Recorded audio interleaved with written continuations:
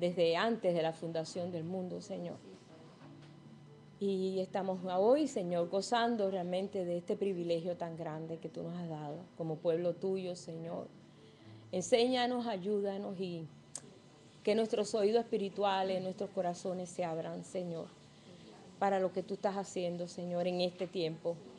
Cosa que ojo no vio ni oído yo, ni ha subido a corazón de hombre, es lo que tú tienes preparado para este tiempo.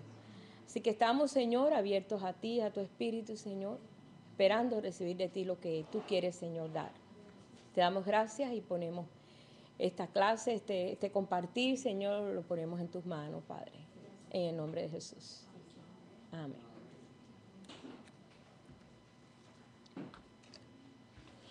Bueno, todos han visto ahí el mapa. Muchos dicen, bueno, pues, no voy a enseñar algo que se queda, sino yo quiero enseñar algo que nos impresione, que nos deje una huella, que nos deje un impacto. Y nunca uso mapa, pero hoy sí, porque quiero que nos conectemos realmente con este ministerio de Elías. El ministerio de Elías es un ministerio sin gloria. No es un ministerio como le gustan a los hombres, es un ministerio sin gloria. Podemos decir que a pesar de la forma en que Elías se desarrolló y desarrolló un gran respeto, todos le tenían temor a Elías, todo el mundo conocía a Elías, todo el mundo conocía la forma de vestir de Elías y su vestidura le daba carácter a ese llamado, porque la capa que él usaba también era de pelo de camello y ese tipo de ropaje que usaba él también era muy, podemos decir, muy significativo, porque lo conocían solamente por el ropaje, también lo conocían, decía. ¿Y quién es esa persona que se topó contigo y te dijo eso? Bueno, no sé, estaba vestido con una ropa de pelo de camello. Ah, ese es Elías Tisbita. Enseguida sabía que era Elías, porque habían tres tipos de mantos que usaban la gente, de lana, de pelo de cabra o de camello. Y realmente eran muy valiosos esas capas, porque para ellos la capa significaba mucho. Tanto la vestidura, su capa, era lo que ellos usaban para todo, desde el momento en que lo usaban para cubrirse, para taparse, como hizo él cuando Dios le habló en aquel monte. Él se cubrió con su capa, pues se impresionó porque sintió la presencia de Dios y se cubrió. Y también lo usaban también para, por ejemplo, cuando querían pasar un ministerio, no decirle ministerio así, sino un trabajo a otra persona, se le ponía la capa, se le echaba la capa, como hizo Elías con Eliseo, que lo cubrió, y entonces Eliseo entendió que quería que fuera su siervo, su sirviente. Ya, con eso le estaba dando un trabajo en el cual él iba a desarrollar un ministerio, pero tenía que desarrollarlo como sirviente, porque el ministerio del Señor es como sirviente, la verdad, porque eso fue lo que fue Elías. Elías era un hombre que era del pueblo, era parte de una ciudad, tenía un carácter muy, no violento, sino un hombre que no tenía miedo a nada, enfrentaba cualquier cosa, era muy apasionado, él no tenía miedo, o sea, tenía un carácter que el Señor, pues, mirándolo así y viendo que era un carácter determinado, pues lo llamó a que diera una palabra profética, y de ahí en adelante Elías fue desarrollando una fama tremenda en cuanto a lo que es el nivel profético. Nosotros miramos esto aquí, vemos este color y este color. Sabemos que las tribus se dividieron, recuerden ustedes, en dos reinos. Después de Salomón, el hijo quedó en este reino, y aquí se fue otro 10 tribus aquí y 2 tribus aquí. Entonces ellos empezaron a tener sus propios reyes y ellos sus propios reyes, del cual pues sabemos que David fue rey en Israel y en Judá.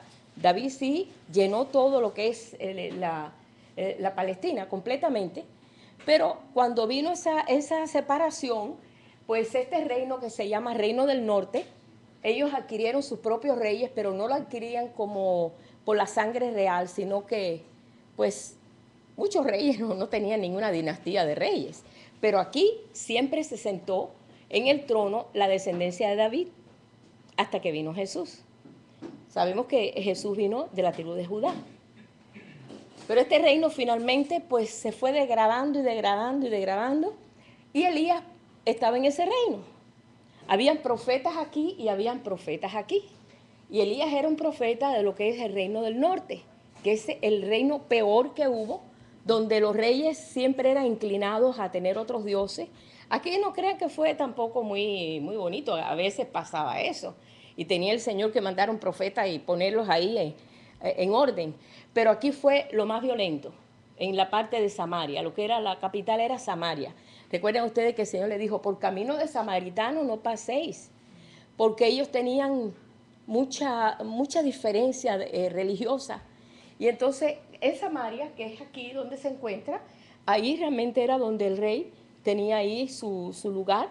Como dijo aquella mujer, la samaritana, le dijo, nosotros los samaritanos decimos que en Samaria se adora a Dios, pero los judíos dicen que Jerusalén está aquí. A ver, Jerusalén no está hasta aquí. Y Jesús le dijo, ni aquí ni aquí, espíritu y en verdad, porque unos decían, no, aquí es donde se adora a Dios. Y ellos decían, no, acá es donde se adora a Dios. Y había siempre una competencia religiosa. Pero entonces Jesús lo arregló todo, le dijo, no, no es ni en Samaria, no es en Jerusalén, es en espíritu y en verdad. Aunque el templo estaba aquí en Jerusalén. Pero al dividirse ellos, pues ellos trataron de usar, tener su culto personal, ¿no? Entonces, debajo de todo árbol frondoso, ellos ahí hacían un altar. Por eso el Señor mandó que cortaran todos esos altares de los árboles frondosos, porque donde quiera que había un árbol bonito, ahí ellos se plantaban y adoraban a Dios. Pero no era la forma que Dios quería. Y esto ocurrió mucho aquí, aunque también aquí ocurrió algunas veces también. Pero bueno, aquí vamos a enfocarnos aquí, porque ese ministerio de Elías fue un ministerio de la parte norte. Cuando vamos aquí, vamos a ir primeramente a la vestimenta de Elías, que era de pelo camello. No traje un dibujo, pero bueno, más o menos podemos nosotros concebir más o menos el tipo. Lo que era el pelo camello era una vestidura rústica. Podemos decir, era costosa, pero era la más rústica, la más fea. Porque ese pelo de camello, esa piel lo usaban de la parte de la corva del camello. Entonces, la vestidura más cara era la del camello, de la parte de la barriga del camello, que era más finita, y esa era más cara. Pero ellos, aparentemente, la forma en que se vistió Elías, yo estaba mirando en muchos libros que tengo de historias bíblicas y demás, etcétera, por la traducción dice que usaba una vestidura rústica de camello, que era la más barata, pero era cara. Cuando ellos se veían apretados de situación, ellos cogían la capa y ¿cómo podemos decir? ¿Cómo que hacen aquí que la gente que le lleva las cosas y... La empeñaba.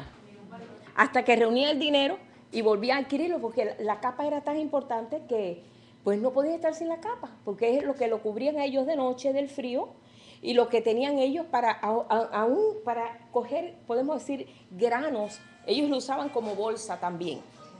Y me recuerda mucho allá los indígenas en Guatemala, que ellos usan siempre una pieza de tela tejida a mano, siempre andan con eso aquí. Ellos no usan bolsa, no usan cartera, nada. Ellos ahí usan eso, ahí meten a sus niños, ahí agarran cuando van a la tienda, cuando compran granos o fruta, ahí lo envuelven y para ellos esa es su bolsa. Y yo creo que la capa es algo muy así parecido. Por eso el Señor mandó que no le retengas la capa a alguien, porque eso era tan importante, porque era el medio para poder cubrirse. Acuérdense que ellos todo era caminando. Ellos no tenían carro, no tenían forma, ellos tenían que caminar. Y donde les agarraba la noche, dice que envolvían esa capa y la usaban de almohada o para cubrirse. Así que era importantísima. Bien, Elías usaba eso exactamente como se vistió Juan el Bautista. Aquí podemos ver una armonía entre Moisés, Elías y Juan el Bautista. Estos ministerios se parecen.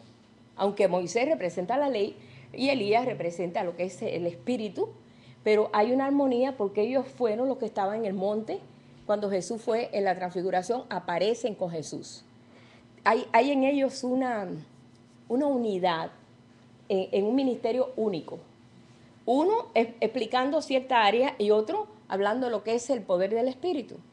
Por esta razón, cuando vamos a ver todo eso, bueno, dice que el camello era un animal inmundo, ellos no comían del camello, pero dice que el camello podía caminar hasta 100 millas diarias por las patas anchas y acoginadas que tenía, y era el único transporte que ellos le llamaban el barco del desierto, porque era lo único que resistía el desierto, era ese tipo.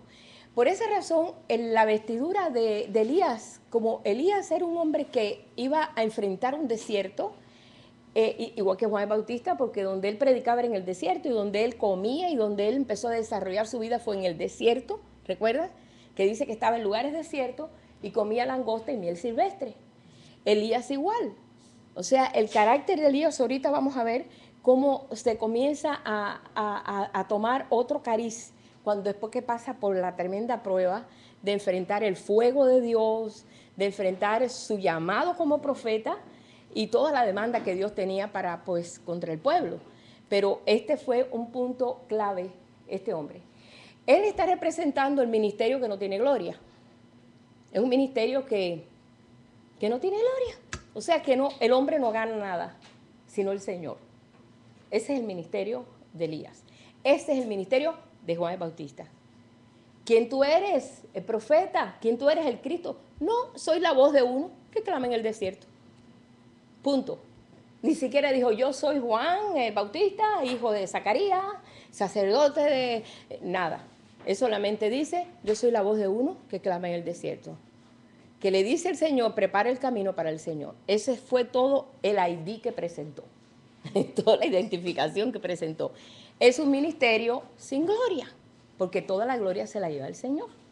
Bien, bueno, vamos entonces a empezar a ver esta cosa aquí, a desarrollar esto aquí que está tremendo. En este ministerio no depende de lo externo, aunque tiene figura. Todas las cosas que encontramos en las Escrituras tienen un símbolo, porque no es ni casualidad, ni pues, ay, mira que parece que es la costumbre que se vestían así, ni nada, no. Fíjense, si tú te vas a Mateo 11, verso 7, Jesús hace una comparación de la ropa de Juan el Bautista, que es parecida a la ropa de Elías. Vamos a buscar Mateo 11, verso 7.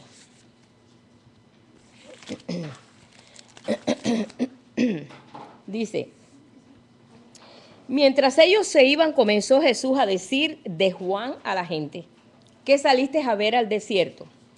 ¿Una caña sacudida por el viento? ¿O qué saliste a ver? ¿A un hombre cubierto de vestiduras delicadas? He aquí los que llevan vestiduras delicadas en las casas de los reyes están. ¿Pero qué saliste a ver? ¿A un profeta? Sí, os digo, y más que profeta, porque este es de quien está escrito, he aquí yo envío mi mensajero delante de tu faz, el cual preparará tu camino delante de ti.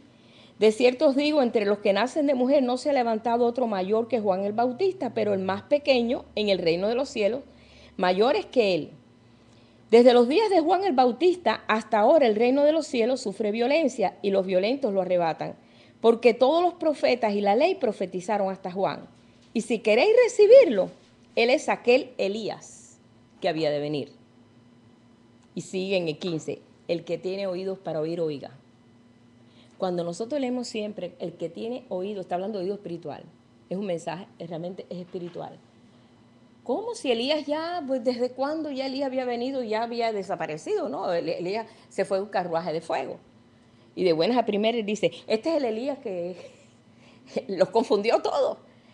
Y es que estaba viniendo en el espíritu de Elías, estaba viniendo en ese carácter de Elías, que no se echa para atrás, el carácter de que no mira lo externo, no se muestra lo externo. Aún inclusive Juan comía langosta y miel silvestre, pero no es la langosta del mar, ¿no? Son como unos chapulines, como unos grillos que se comían en el desierto. Y miel, una comida increíble. Pero su comida, su vestidura, todo era raro. Porque la cosa de Juan es que iba por dentro. La realidad de Juan es en su espíritu. Y él lo que estaba por eso mostrando, no se fije en lo externo, pero él tenía que representar a ese Elías. Él tenía que representar a esa persona porque esa era la palabra profética que había venido, que Elías vendría y restauraría todas las cosas. Hay otro versículo que dice, vendrá y vendrá. Y nosotros sabemos que estamos en este ministerio de Elías, es un ministerio de mucho avance, porque es el ministerio de los últimos tiempos, donde no es la gloria del hombre. Dios le ha dado rienda al hombre que se lleve toda su gloria hasta un día. Hasta un día. No sabemos cuándo el tiempo de Jesús, cómo los fariseos andaban con sus flecos y se los ensanchaban. Ellos usaban flecos y su vestidura. ¿Nunca han visto los trajes de los judíos como traen flecos aquí? Ellos se estiraban y se planchaban los flecos para que los vieran muy bonitos. Y andaban muy almidonados y muy preciosos. Y el Señor le dijo, muy blancos por fuera, pero muy sucios por dentro, sepulcros blanqueados. ¿Eh? Jesús los exhibió, ¿sí? Le mostró realmente lo que había en ellos, los desnudó. Y entonces por esta razón vemos esta similitud. Por eso yo voy a estar moviendo esto entre Elías, Moisés y Juan el Bautista, que tiene que ver con esos tres. Bien, vamos entonces a continuar aquí. Ustedes estaban aquí cuando vimos el gran reto que tuvo Elías, el gran enfrentamiento que tuvo con 850 profetas falsos de Baal. 850 de Baal, 450 de Baal y 400 de Acera.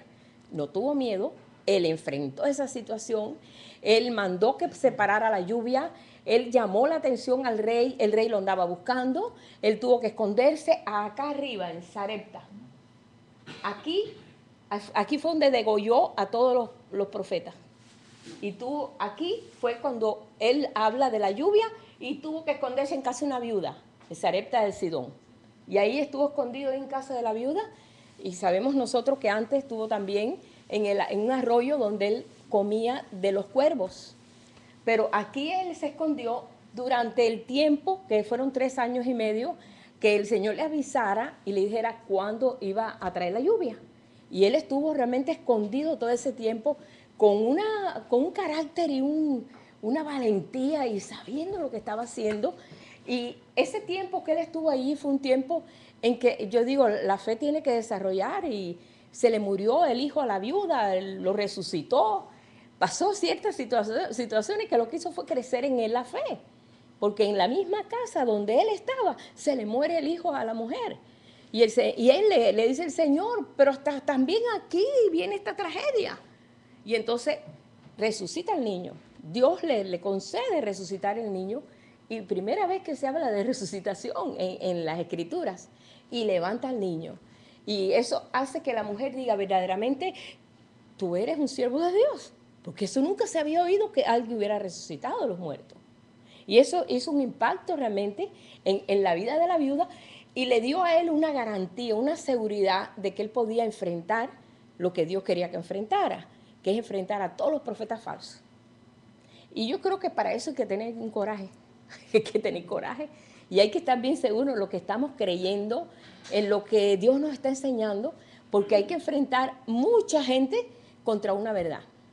Entonces tiene que estar muy seguro en esa verdad.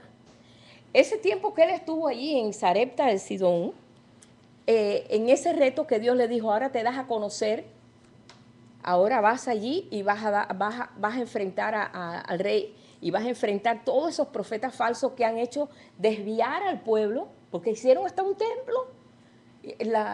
El mismo Acab hizo un templo grandísimo para el Baal, para la diosa Acera, y ahí Jezabel tenía todos esos profetas comiendo en su mesa.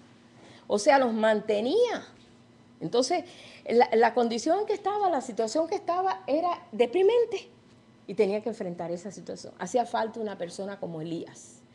Cuando Elías va y enfrenta a los profetas, recuerden ustedes, a través del fuego, se iba a garantizar quién era Dios. Él sabía, Elías sabía que Dios era el Dios del fuego. Ellos pues estaban tentando a ver si su Baal respondía por el fuego. Y sabemos cómo fue el final de todo. Baal nunca respondió por el fuego y Dios respondió por el fuego y se agarró y comió y tomó la ofrenda y el agua, que fueron 12, podemos decir, cántaros de agua, y todo lo que se puso allí, todo lo consumió el fuego de Dios.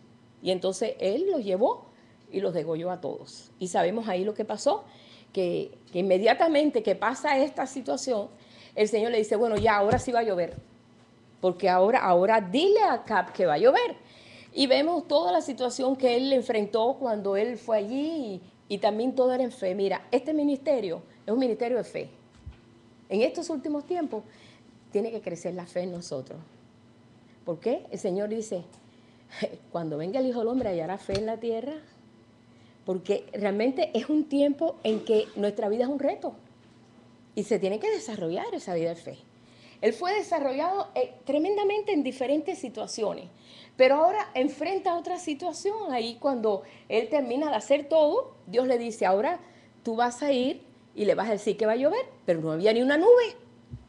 Es como dice, por fe andamos, no por vista. Amén. Él no vio ni nada, el cielo estaba, ni una nube. Y lo más hermoso en eso es que él sabía que iba a llover. Él estaba convencido. Es verdad que la fe es la certeza de lo que esperas. Que no lo ves, pero tú sabes que sí. Y él estaba seguro que va a llover. Dios le dijo, cuando el Señor habla y tenemos que creerlo. ¿Y qué pasó? Dice que él se puso en posición como par en las hebreas. Él se puso en una posición agachado, puso la cabeza entre las piernas y ahí empezó a clamar. Él no miró el cielo, él no estaba mirando, solamente le dijo al siervo, ve al mar. Y ahí oró. El siervo vino y dice, no veo nada, vuelve. Y él seguía orando, venía otra vez, nada. Vuelve, 7 veces fue. A veces nosotros en la segunda orada estamos ya, ¿verdad? Que nos damos, decimos, ay no, Señor, yo creo que no es la voluntad de Dios. Vuelve, Dios me dijo, vuelve, pero él no miraba. Hasta que en una de esas vino el siervo y dice, veo una nubecita del tamaño del puño de una mano que sube del mar, dice, a correr, que viene tremenda tormenta. Y efectivamente se puso todo negro, empezó y corrió más adelante que el mismo acá. Bueno, todo eso él lo experimentó. Pero hay una cosa que no pudo él resistir. Cuando él pasó por todo esto, vino y le trajeron una noticia que lo tumbó. ¿Saben? Nosotros tenemos que tener mucho cuidado de lo que a veces entra a nuestros oídos. Vinieron, le trajeron una noticia, le dijeron, óyeme, Jezabel se enteró lo que le hiciste a sus profetas.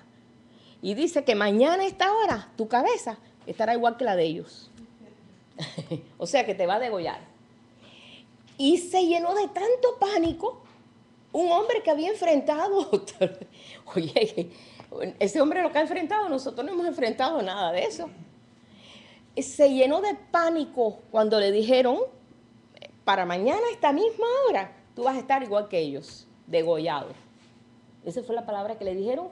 Jezabel representa el espíritu religioso. El espíritu religioso tiene un poderío muy grande y manipula por la palabra. Por eso tenemos nosotros que tener mucho cuidado y cuidar nuestros oídos a veces, que te desanima, te tumba. Y entonces a él lo invadió el temor. Inmediatamente dijo, renuncio al ministerio. Sí, renunció al ministerio. Porque él inmediatamente de la situación que estaba, que ¿sabe lo que hizo? Inmediatamente despidió a su siervo. Yo creo que por eso el profeta tenía que tener siempre un siervo. Inmediatamente dijo, te quedaste sin trabajo, porque aquí ya no aguanto esto. Y salió corriendo. Lo vemos aquí, cuando él pasa aquí, en toda esta zona de que fue Monte Carmelo, y él viene corriendo, él viene caminando, porque no se podía, y llega a Berseba y ahí deja al siervo, le dice, ahí te quedas, yo ya, hasta aquí llegué. Hasta aquí llegué, porque Jezabel me anda buscando para matarme. Un hombre que había enfrentado tanto. El temor, como les digo, hermano, el temor pone lazo y te tumba y te paraliza y te deja, te fulmina completamente. Él se sentía desolado, aparte se sentía solo. Lo más duro podemos decir, en nuestra vida es cuando nos sentimos solos. Él no sentía apoyo, no encontraba a nadie que tuviera el coraje de él. No encontraba, todos los profetas los habían matado y otros se habían escondido en cuevas. Nadie salía si Jezabel mandó matar a todos los profetas de Jehová. Entonces no había profeta en la tierra. Pues había que hacer algo. Entonces él pues salió y dice que cuando él dejó al siervo, él se echó a morir. Él se iba a dejar morir de hambre y de sed. Pero vamos a ver el carácter de él cuando él sale de ahí. Su corazón fue irse al monte Sinaí, donde Moisés también se encontró allí con la presencia de Dios. Él tenía que encontrar la presencia de Dios, porque no lo encontraba. El miedo había hasta espantado completamente lo que era la sensibilidad esa espiritual. Y él dijo, bueno, cuando él salió de allí, él se tiró debajo de un enebro y no tenía comida, no tenía agua, y dice, y se echó a morir. Pero lo que no contaba que el Señor tenía cuidado de todo y a rato un ángel lo despierta. Oye, te hice una torta, come. Y le puso un vasito de agua. No le puso Coca-Cola, le puso agua. Y él comió, él tomó agua y se volvió a dormir. No sé qué tiempo durmió. El plan de él era dejarse morir, porque él dijo, Señor, ¿para qué quiero la vida? Ya llévame, no quiero vivir. Me andan buscando y no hay quien, no hay profeta, y yo nada más que quedo, yo soy el único profeta que queda en Israel. Hermano, había llegado Judá, mira, en Judá hubiera estado encantada la vida, porque aquí no se podía meter Jezabel, aquí Jezabel no reinaba, era la esposa del rey, pero cuando nosotros nos ofuscamos por el temor, mira, no sabemos para dónde agarrar, y a veces nos metemos en la boca del lobo, peor es, ¿sí? Pero este hombre, él quería morir.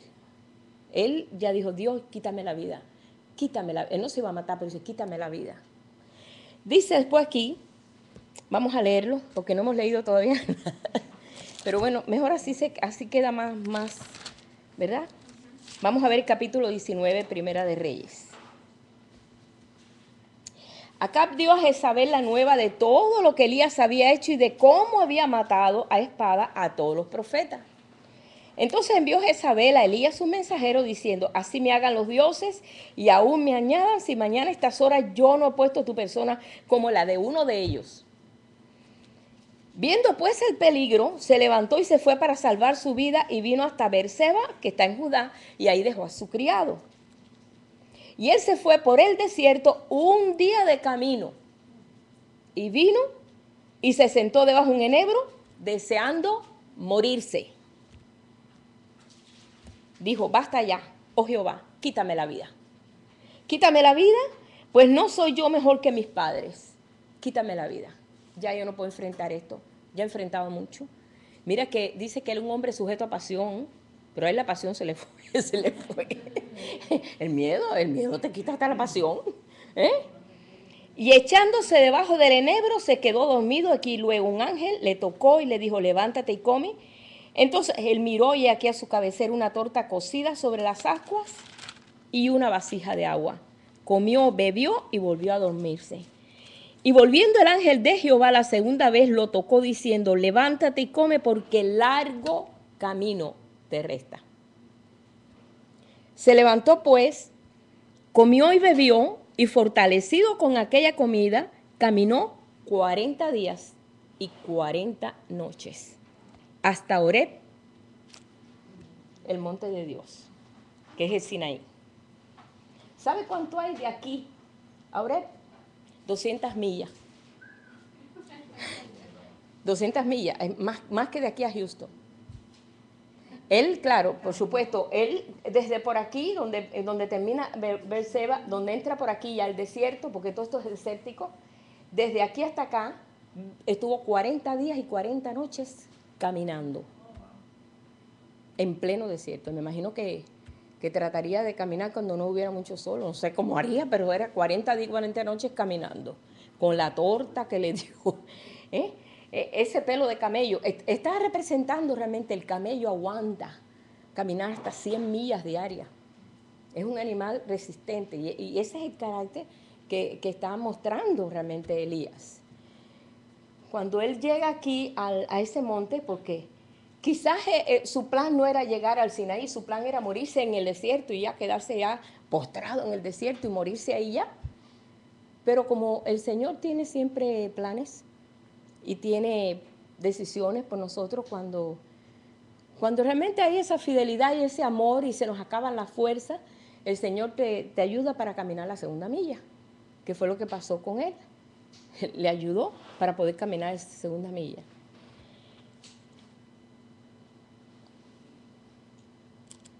Se levantó, pues comió, fortalecido con aquella comida. Bueno, caminó 40 días y 40 noches hasta el monte de Dios. Y allí se metió en una cueva donde pasó la noche. Yo estuve mirando lo que simboliza la cueva. Representa una protección provisional. Porque si tú vas a Apocalipsis, dice, se meterán en las cuevas diciendo, déjanos cubrirnos de la ira del Cordero. Se escondían en cuevas. Por ejemplo, vemos a David cuando huyó de Saúl, siempre andaba en las cuevas. ¿Por qué? Huyendo de los animales, de las fieras, del campo. Y se metían en las cuevas, ahí dormían. Era el lugar de protección, una protección humana. O sea, que representa una protección temporaria. Y él pensó, pues me meto en la cueva y ahí me voy a quedar en la cueva. Dice aquí en Jueces 6, quiero leer un versículo que tiene que ver con esto de las cuevas, para poder para ver el tipo, ¿ves? En Jueces 6,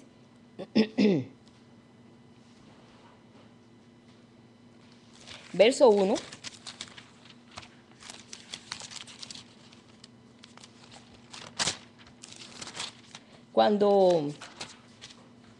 Cuando ellos estaban huyendo, o sea, venían los madianitas y les robaban la comida y ellos sufrían cantidad porque sembraba y los madianitas venían y les robaban. ¿Recuerda la historia de Gedeón?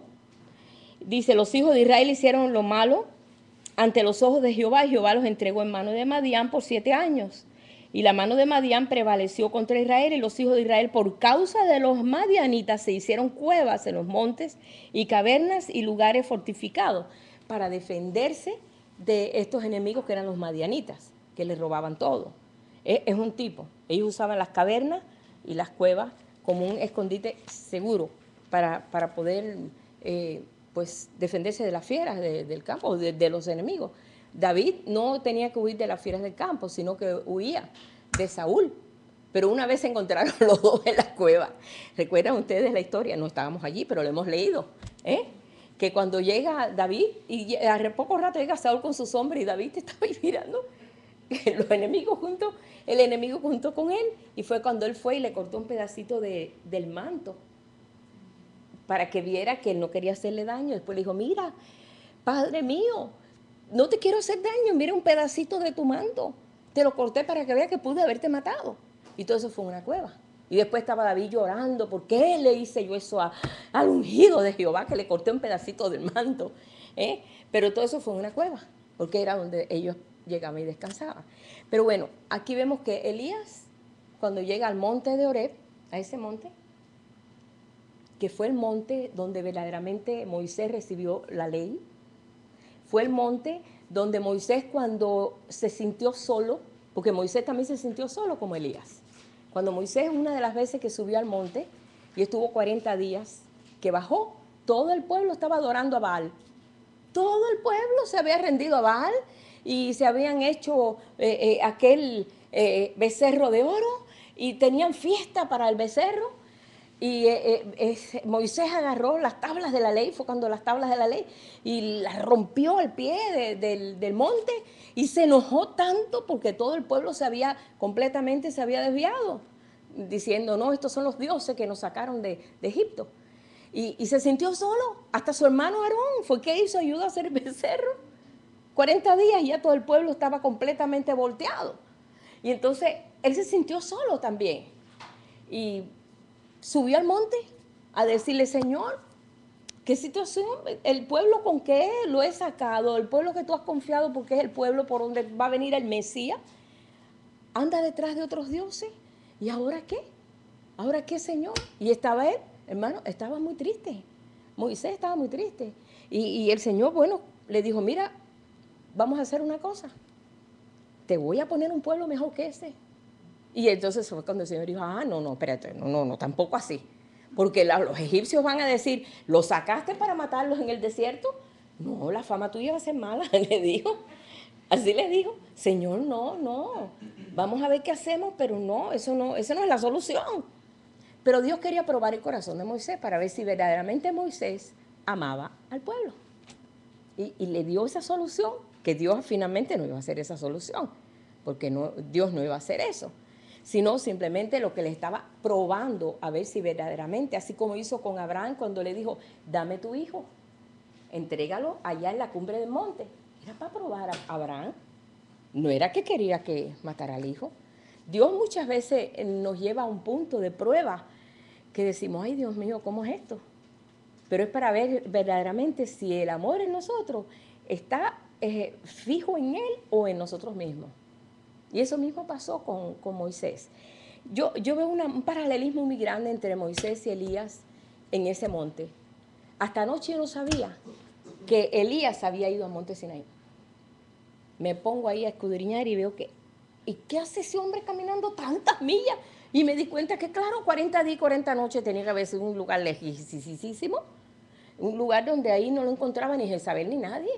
Ahí en ese monte él buscaba la presencia de Dios, que lo fortaleciera de nuevo, que le diera esa fuerza y ese ánimo.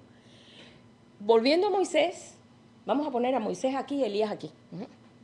Volviendo a Moisés, cuando Moisés estuvo allí, que venía pensando, ya aquí se acabó el ministerio mío, se acabó el ministerio, el pueblo, pues no, yo no sé qué decisión va a tener el pueblo ahora cuando yo baje del monte. Y fue cuando le dijo, Señor, si tú no vas a ir conmigo, mejor deja que yo me muera aquí en el monte. Más o menos algo muy parecido como dijo Elías. Señor, quítame la vida. Si no se va a cumplir el proyecto tuyo, ¿qué voy a hacer yo aquí con todo este pueblo? Quítame la vida. Pero allí en ese monte fue cuando el Señor le habló, le dijo, no te preocupes, yo voy a mandar mi ángel que irá delante de ti. No, tu ángel no, tiene que ser tú. Y ahí él se empeñó, tienes que ser tú. Porque si tú vas delante de nosotros, el tabernáculo está ahí, el fuego delante, y todavía el pueblo anda buscando otros dioses. Al ángel se va a reír del ángel en la cara de ellos que le va a creer al ángel. Y él se encaprichó, vamos a poner la palabra así, de que Dios le mostrara su gloria. Y dice, muéstrame tu gloria, Señor. Necesito algo que me dé fuerza. Hay momentos en nuestra vida que necesitamos un empuje. Necesitamos como el carro que necesita un jump. A veces necesitamos un jump. Y yo veo en estos ministerios que hay ciertos momentos en la vida de todos estos grandes de Dios, que fueron héroes de la fe, que necesitaron un empuje del Espíritu. Así que si tú lo necesitas, no te sientas tú como, ay, mira eso, yo necesito que algo me empuje. Ellos les pasó. Y Moisés estando allí, sabemos en la historia, que él decidió pues quedarse ahí en el desierto y quedarse ahí hasta que se fueran muriendo uno por uno. Pero el Señor le dijo, te voy a mostrar. El ministerio de Moisés es un ministerio de ver, que es el ministerio de la ley. Es un ministerio de ver. El ministerio de Elías es un ministerio de oír y de dar la palabra. El ministerio que estamos ahora, ¿sí? Pero el ministerio de Moisés, él tenía que ver la gloria de Dios para poder tener fuerza y poder introducir ese pueblo en Canaán. Él necesitaba ver.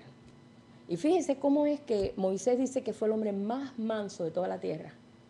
Fue el hombre más manso. Había una mansedumbre en ese hombre que él, pues, él resistía todo lo que era el trato de todo ese pueblo, que no es fácil. Pero Dios lo escogió a él por esa mansedumbre, que es un fruto. La mansedumbre es un fruto. Pero él lo que necesitaba era ver, y el Señor le mostró su gloria. Y eso lo capacitó a él para poder seguir adelante. De ahí, de esa experiencia, sabemos nosotros que Moisés bajó brillando. En esa experiencia, cuando él vio su gloria, él bajó, la luz de Dios lo impregnó. Porque lo que él vio fue suficiente para darle fuerza a él para llegar allá hasta Canaán. Bueno, no pudo entrar por lo que no pudo entrar, pero llevó el pueblo hasta la orilla del Jordán. Hasta ahí llevó el pueblo. hasta donde tenía que llevarlo. ¿Hasta dónde? Porque él representa la ley. Él no representa el Espíritu, representa la ley. Y hasta donde tenía que llevarlo. Lo capacitó y de ahí él bajó seguro, con la certeza de que nada lo iba a hacer desviar y nada lo hizo desviar. De ahí pudo él tener una estabilidad espiritual tremenda en Moisés porque había visto la gloria de Dios. Vio pasar y vio sus espaldas y eso solamente lo capacitó a él para darle fuerza. Bien, ese es Moisés en el monte Sinaí. Pero vamos ahora a Elías. Elías representa el Espíritu. Elías no vio nada que lo impresionara. Cuando el Señor le habla y le dice, Elías, ¿qué haces aquí, Elías? Elías, hace 600 años estuvo Moisés en este monte. ¿Y ahora qué tú haces aquí? Ya habían pasado 600 años. Y de buenas a primeras, Elías, ahora no es Moisés, ahora es Elías. ¿Qué haces aquí, Elías? Le dice.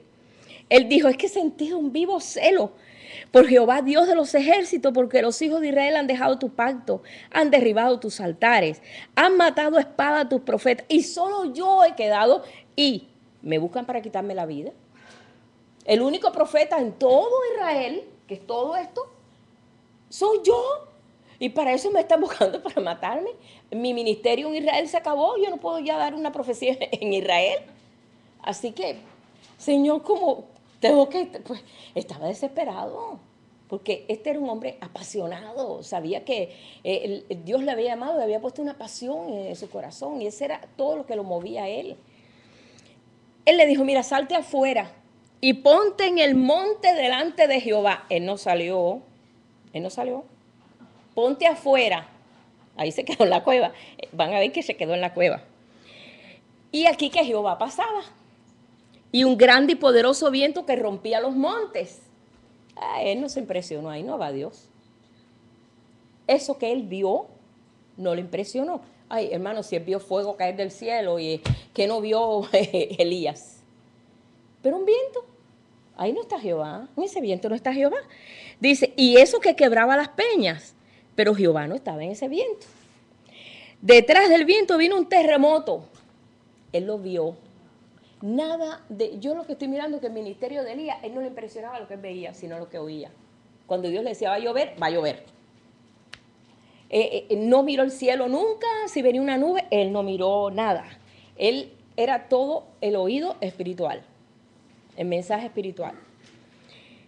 Pero Jehová no estaba en el terremoto, no vio ahí al Señor. Detrás del terremoto un fuego. Ya él sabía que Dios es el Dios del fuego, pero no estaba ahí tampoco en el fuego. Y tras el fuego vino un silbo apacible, que no se ve, pero se oye. Cuando lo oyó, Elías cubrió su rostro con su manto, ese manto peludo que siempre iba con él, y salió. Ahí fue lo que lo hizo salir de la cueva, porque no salió. Él no salió hasta que vio, hasta que oyó. Él no tenía que ver, él lo que quería era oír la voz de Dios, él lo que quería escuchar la voz de Dios. Y era un silbo tan apacible que tenía que tener un oído espiritual para poder captar ese silbo. Eso es lo que a él lo capacitó. Dice, salió y se puso a la puerta de la cueva, y aquí vino a él una voz diciendo, ¿qué haces aquí, Elías? Ya él estaba pues sensible al Espíritu. El Señor lo fue levantando. Él dijo, he sentido un vivo celo por Jehová, Dios de los ejércitos, porque los hijos de Israel han dejado tu pacto, han derribado tus altares, han matado a espada a tus profetas, y solo yo he quedado, me buscan para quitarme la vida. Le dijo Jehová, ve, vuélvete. Bueno, si no oye el silbo apacible, no oye la voz de Dios tampoco. Vuélvete por tu camino. Vete por el desierto de Damasco y llegarás y ungirás a Hazael por rey de Siria. A Jehú, hijo de Nimsi, ungirás por rey de Israel, que por cierto Jehú fue el que mató a Jezabel. Y se acabó Jezabel, no quedó nada más que la calavera, las manos y los pies. No quedó más nada. Los perros la comieron. Pero él fue quien, Jehú, ese que dijo, ungirás a Jehú para que sea rey de Israel. Y a Eliseo, hijo de Safat de Abel Mejola, ungirás para que sea profeta en tu lugar. Ya yo tengo un profeta, no te preocupes. Tu trabajo ahora es ungir a esta gente. Tú ya no vas a ser profeta. Y el que escapare de la espada de Asael, Jehú lo matará. Y el que escapare de la espada de Jehú, Eliseo lo matará. Y yo haré que quede en Israel 7,000 cuyas rodillas no se doblaron ante Baal y cuyas bocas no le besaron. Hermano, este hombre entró en una paz y afincó. Él volvió a subir toda esa caminata. ¿Y sabe hasta dónde llegó? Le voy a decir por dónde llegó a buscar a Eliseo. A ver, por acá. Es cerca aquí del Jordán, donde está ese lugar donde era Eliseo y donde él también se crió. Un pueblecito al ladito de donde él se crió. Hasta aquí fue, y entonces le echó el manto a Eliseo para que fuera su siervo. Y ahí comenzó el ministerio de Eliseo, que se llama el ministerio de estos últimos tiempos. Eliseo hizo el doble de milagros. Eliseo, los dos más grandes profetas que menciona aquí, mira que hay profetas enormes aquí tremendos, pero los dos profetas más grandes que enfrentaron cosas tan grandes fueron Eliseo y Elías. Estaba mirando en las estadísticas, ellos dos. Y eso es el ministerio de los últimos tiempos, ese ministerio. Tengo 7,000 mejor que tú. Y en esos 7,000 estaba Eliseo. Imagínense si Eliseo fue tremendo. Ahora imagínate todos esos que verdaderamente el Señor los tenía reservados. Había gente reservada que el Señor estaba trabajando, que eran pequeños, no sé cómo, pero el Señor los tenía reservados para ese tiempo. De ahí Elías, no se ve a Elías miedoso, más nunca. Lo capacitó el silbo apacible de Dios. El silbo apacible es el mensaje del Espíritu en nosotros. Es el mensaje que está trayendo el Señor ahora en este tiempo, donde estamos siendo desarrollados. Por eso dice, el que tiene oídos para oír, oiga. Por eso Apocalipsis todo es una exhortación. El que tiene oídos para oír, oiga. Lo que el Espíritu dice a la iglesia, el que tiene oídos. No es lo que tú ves. Tú puedes ver y ser movido por cosas que no tienen valor, sino a través del oído y el mensaje. Elías era después lo que oía, todo su ministerio fue lo que oía y el mensaje exacto, un mensaje bien enérgico, donde él no se detenía por nada ni por ningún temor. Pero ahí tuvo la tremenda experiencia, 600 años después que Moisés tuvo esa tremenda experiencia, para comenzar un ministerio, el ministerio del Espíritu. Qué casualidad que estaban Moisés y Elías con Jesús en el monte de la Transfiguración. Porque está hablando del ministerio de los últimos tiempos.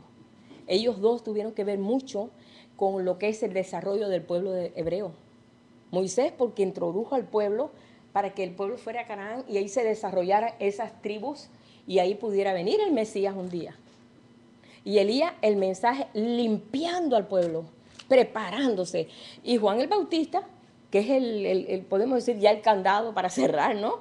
Juan el Bautista es aquel que viene e introduce ya al Mesías, pero en persona. Ya no habla del Mesías, le dice, aquí está el Cordero de Dios, aquí está delante de... Todos los profetas hablaban de Jesús, pero nadie como Juan el Bautista, que introdujo al Cordero de Dios en vivo y a todo color, en persona. Por eso dice el Señor, más que profeta, porque anunció, él dijo, ahí viene uno que yo no soy ni digno de desatar ni la correa de sus zapatos. Él los bautizará en Espíritu Santo y en fuego. Y empieza a hablar y dice, aquí está el Cordero de Dios. Y él fue quien introduce al Mesías. Eso fue un privilegio. Pero antes de todo eso, el mensaje de Elías fue un mensaje de arrepentimiento. Arrepentimiento era un mensaje igualito al de Juan el Bautista. Arrepentidos porque el reino de los cielos se ha acercado. Arrepentidos porque el reino de los cielos... Ese era el mensaje de Juan el Bautista. Y el mensaje de Elías era que se volvieran a Dios y dejaran los dioses vanos, Acera y los Baales, y que escucharan, que fueran listos para escuchar lo que Dios quería con ellos. Que no escucharan más a los profetas falsos, que escucharan realmente al profeta. Entonces, ese es el mensaje que traen estos tres. Moisés luchando porque el pueblo se mantuviera con la visión, con pura ley. Ellos tenían que poner la ley en donde quiera, tenían que verlas, tenían que vestirse con una franja azul para recordarse que eran pueblo de Dios. Hasta la vestimenta tenía que ver con algo visible. Era una orla azul. Y entonces así ellos siempre sabían, ay, yo soy pueblo de Dios. Cuando se les olvidara, ay, tengo una orla azul. Yo creo que ahora de vez en cuando hay mucha gente que tiene que llevar orlas azules para recordarse que son pueblo de Dios. Y tenían que tener, donde quiera tenían que poner lo que es la ley, escrita en los postes, en donde quiera, para que ellos repitieran y repitieran y repitieran y pudieran ellos vivir en esa ley. Eso fue lo que hizo Moisés. Elías, sabiendo todo eso, lo que tenía que sacar al pueblo para que el pueblo fuera libre y buscara verdaderamente al Dios verdadero. Y Juan, llevar al pueblo a un arrepentimiento para preparando el camino del Señor. Bien, ¿qué tiene que ver eso con nosotros? Un mensaje de arrepentimiento, un mensaje de volvernos a Dios, un mensaje de restauración. Es el mensaje de estos últimos tiempos. Es el mensaje muy parecido como en los días de Elías. Estamos viviendo esos días de Elías. Así que vamos a parar aquí para digerir todo esto.